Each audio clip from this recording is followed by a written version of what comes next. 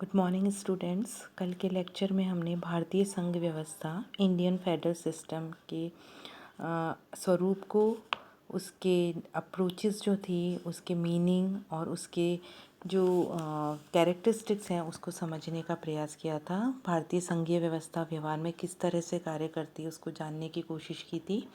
आज का हमारा टॉपिक है भारतीय संघ व्यवस्था में केंद्र राज्य संबंध, central state relation in Indian federal system. हम सभी जानते हैं कि हमारा संविधान जो है वो संघीय संविधान है। केंद्र और राज्य के मध्य शक्तियों का स्पष्ट रूप से विभाजन किया गया है।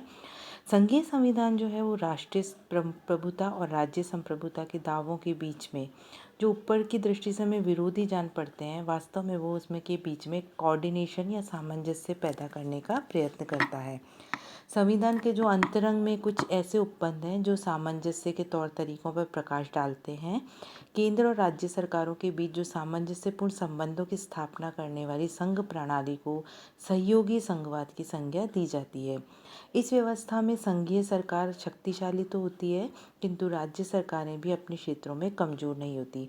साथ ही दोनों ही सरकारें, चाहे वो केंद्र की हो चाहे वो राज्य की हो, दोनों ही सरकारें एक दूसरे पर निर्भरता इस व्यवस्था का मुख्य लक्षण है। संघवाद जो है उसका बुनियादी तत्व जो है वो क्या है? शक्तियों का विभाजन। सहयोगी संघवाद में शक्तियों के विभाजन के उपरांत भी केंद्र और राज्यों के बीच में अंतः क्षेत्रीय सहयोग पर बल दिया जाता है। यह सहयोग केंद्रीय और प्रादेशिक सरकारों के बीच ही नहीं, अपितु प्रादेशिक सरकार और असंख्यक जो राजनीतिक संरचनाएं, जो पॉलिटिकल संरचनाएं जो हैं उनके मध्य भी दिखाई देता है। वास्तव में यदि कोई भी संघीय शासन प्रणाली वाला देश आज ये दावा नहीं कर सकता कि वह केंद्र राज्य के मतभेदों की समस्या से पूर्णतः उन्मुक्त है, फ्री है। यथार्थ में संघ व्यवस्था, जिसका आधार परस्पर सामंजस्य, हिस्सेदारी की भावना है, के तनावों का संस्थाकरण करने वाली व्यवस्था भी कहा जा सकता है। अमेरिका के संविधान के विपरीत, जिसमें केवल केंद्र सरकार की शक्तियों का स्पष्ट विभाजन किया गया है और अवशिष्ट शक्तियां जो है वो राज्यों को दी गई है, भारत के संविधान में, इंडियन कॉन्स्टिट्यूशन में सेंटर और स्टेट के बीच शक्तियों के वितरण की एक अधिक सुनिश्चित योजना जो है वो अपनाई गई है। और संविधान में जो संघ और राज्यों के संबंधों को 3 भागों में, 3 पार्ट्स में डिवाइड किया गया है, विभाजित किया गया है। सबसे पहला है केंद्र और राज्यों के विधायी संबंध, सेंटर स्टेट लेजिस्लेटिव रिलेशंस। केंद्र और राज्यों के प्रशासनिक संबंध, सेंटर स्टेट एडमिनिस्ट्रेटिव रिलेशंस। केंद्र और राज्यों के वित्तीय संबंध, यानी सेंटर स्टेट फाइनेंशियल रिलेशंस। सबसे पहले हम देखेंगे कि केंद्र और राज्यों के बीच जो विधायी संबंध है वो किस प्रकार है। संघ और राज्यों के विधायी संबंधों का संचालन 3 सूचियों के आधार पर होता है, जिसे संघ सूची, यूनियन लिस्ट, राज्य सूची, स्टेट लिस्ट, समवर्ती सूची, कॉन्करेंट लिस्ट का नाम दिया गया है। इन जो ये सूचियां जो हैं, ये शेड्यूल्स जो हैं वो 7वीं अनुसूची में रखी गई हैं। संघ सूची, यूनियन लिस्ट, इस सूची में राष्ट्रीय महत्व के ऐसे विषयों को रखा गया है जिनके संबंध में संपूर्ण देश में एक ही प्रकार की नीति का अनुकरण करना जो है वो आवश्यक है, यानी एक ही प्रकार की पॉलिसी जो है उसको फॉलो करना जरूरी है। इस सूची के सभी विषयों पर विधि निर्माण, यानी जो भी कानून बनाया जाएगा, जो लॉ मेकिंग होगा, उसका अधिकार जो है वो किसको है? पार्लियामेंट को है। इस सूची में कुल 97 विषय हैं, जिनमें से कुछ प्रमुख विषय जो हैं वो है रक्षा, वैदेशिक मामले यानी फॉरेन अफेयर्स, युद्ध व संधि, नागरिकता, सिविलाइजेशन, सिटीजनशिप, विदेशियों का आना जाना, ट्रेन, हवाई मार्ग, डाक, तार, टेलीफोन, बैंक, बीमा, खनिज आदि। दूसरा है राज्य सूची, स्टेट लिस्ट।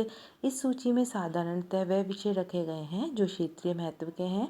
इस सूची के विषयों पर विधि निर्माण का अधिकार सामान्यतः राज्यों की व्यवस्थापिका को ही प्राप्त है। मूल संविधान में इसमें 67 विषय थे, लेकिन 1976 के 42 अमेंडमेंट जो हुआ कॉन्स्टिट्यूशन में, इस सूची में 4 विषय यानी शिक्षा, वन, जंगली जानवर, पशु पक्षियों की रक्षा, नापतौल राज्य सूची के समवर्ती में शामिल कर दिए गए हैं। जो स्टेट लिस्ट है उसके प्रमुख विषय जो हैं वो है पुलिस, न्याय, जेल, स्थानीय स्वशासन, सार्वजनिक स्वास्थ्य, कृषि, सिंचाई, सड़कें आदि। थर्ड जो लिस्ट है वो है कॉन्करेंट लिस्ट, समवर्ती सूची। इस सूची में साधारणतः वह विषय रखे गए हैं जिनके इम्पोर्टेंस जो है वो केंद्र के लिए भी ज़रूरी है और राज्य के दोनों की दृष्टि में है। और इस सूची पे के जो विषय हैं उन पे केंद्र और राज्य, सेंटर और स्टेट दोनों को ही लॉ मेकिंग का राइट है। और इस सूची के विषय पर संघीय एवं राज्य व्यवस्थापिका द्वारा निर्मित कानून परस्पर यदि उनमें दोनों में कॉन्फ्लिक्ट हो, विरोधी है, तो सामान्यतः संघ का जो कानून है वो ही मान्य होगा।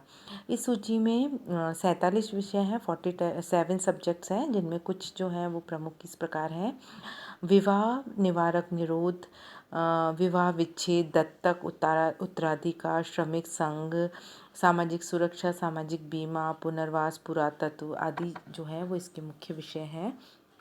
अवशिष्ट विषय जो हैं वो हैं संयुक्त राज्य अमेरिका और स्विट्ज़रलैंड और ऑस्ट्रेलिया में अवशेष विषय जो हैं उसके संबंध में कानून निर्माण का अधिकार जो है वो इकाइयों को दिया गया है, राज्यों को दिया गया है। लेकिन भारत में कनाडा की तरह अवशिष्ट शक्तियाँ जो हैं, जो बाकी बची हुई शक्तियाँ जो हैं वो किसके पास है? केंद्र के पास है, जिसपे कानून निर्माण की शक्ति जो है वो संघीय संसद को प्रदान की गई है। अब राज्य सूची जो विषय है, राज्य सूची के जो विषय हैं उस पर संसद को की व्यवस्थापन शक्ति, यानी संविधान द्वारा जो शक्ति विभाजन का उल्लंघन जो है वो किसी भी सत्ता द्वारा नहीं किया जा सकता। संसद द्वारा राज्य सूची के किसी विषय पर और राज्य की व्यवस्थापिका द्वारा संघीय सूची पर किसी भी विषय पर यदि कानून बनाया जाता है तो वह अवैध होगा। लेकिन संसद द्वारा कुछ विशेष परिस्थितियों में, यानी इमरजेंसी सिचुएशंस जो हैं, राष्ट्रीय हित, नेशनल इंटरेस्ट में, राष्ट्रीय एकता, नेशनल यूनिटी में राज्य सूची के विषयों पर कानून का निर्माण किया जा सकता है। तो संविधान में जो है संसद को इस प्रकार की जो शक्ति प्रदान करने वाले कुछ जो प्रावधान है वो निम्न प्रकार है।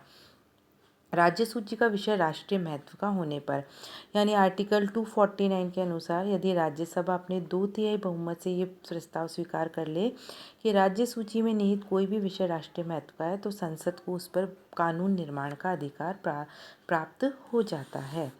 आर्टिकल 252 कहता है कि यदि दो या दो से अधिक राज्य विधानमंडल ये प्रस्ताव पारित करके इच्छा व्यक्त करें कि जो राज्य सूची के किन्हीं विषयों पर संसद द्वारा कानून निर्माण किया जाए तो उन राज्यों के विषयों पे कानून बनाने का अधिकार भी किसको प्राप्त हो जाता है? पार्लियामेंट को, संसद को, केंद्र को। आर्टिकल 250 जो है वो कहता है कि संकटकालीन घोषणा की स्थिति में राज्य की समस्त जो विधायी शक्तियां हैं, जो लेजिस्लेटिव पावर है, उस पे संसद का अधिकार हो जाता है और इस घोषणा की समाप्ति के 6 माह बाद तक संसद जो है वो कानून के निर्माण, संसद द्वारा जो निर्मित कानून है वो एज यूजुअल चलते रहेंगे। आर्टिकल 253 कहता है यदि संघ सरकार ने विदेशी राज्यों के साथ किसी भी प्रकार की संधि की है तो उनके सहयोग के आधार पर किसी नवीन योजना का निर्माण जो है वो किया जा सकता है। आर्टिकल 356 यदि किसी राज्य में संवैधानिक संकट जो है वो उत्पन्न हो जाए या संवैधानिक तंत्र विफल हो जाए तो उस राज्य के सारे समस्त अधिकार जो है वो किसके पास चले जाते हैं? संसद के पास चले जाते हैं। कुछ विधेयकों को प्रस्तावित करने और अंतिम स्वीकृति के लिए केंद्र का अनुमोदन होना भी आवश्यक है।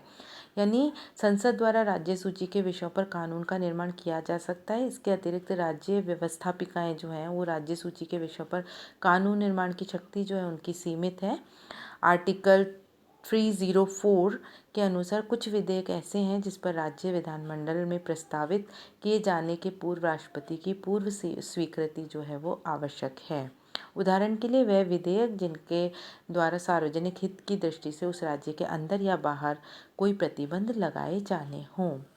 आर्टिकल 200 अनुच्छेद 200 के अंतर्गत राज्यपाल किसी भी विधेयक के बारे में अपनी सहमति देने से इनकार कर सकता है और राष्ट्रपति के विचारार्थ उसको आरक्षित कर सकता है। राष्ट्रपति बिना कोई कारण बताए विधेयक को अस्वीकृत भी कर सकता है। ये जो पूरा जो विवरण हमने बताया उससे स्पष्ट है कि भारत में साधारणतः संघीय संसद और राज्य की व्यवस्थापिकाओं के कार्यक्षेत्र जो है वो संविधान के द्वारा विभाजित है, लेकिन विशेष परिस्थितियों में संघ सरकार द्वारा राज्य के कार्यक्षेत्र का अतिक्रमण किया जा सकता है।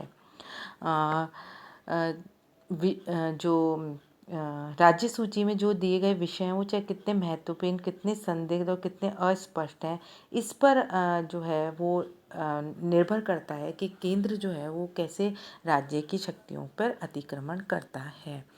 कल के लेक्चर में हम भारतीय संघ में केंद्र राज्य प्रशासनिक संबंधों को समझने का प्रयास करेंगे। Thank you so much.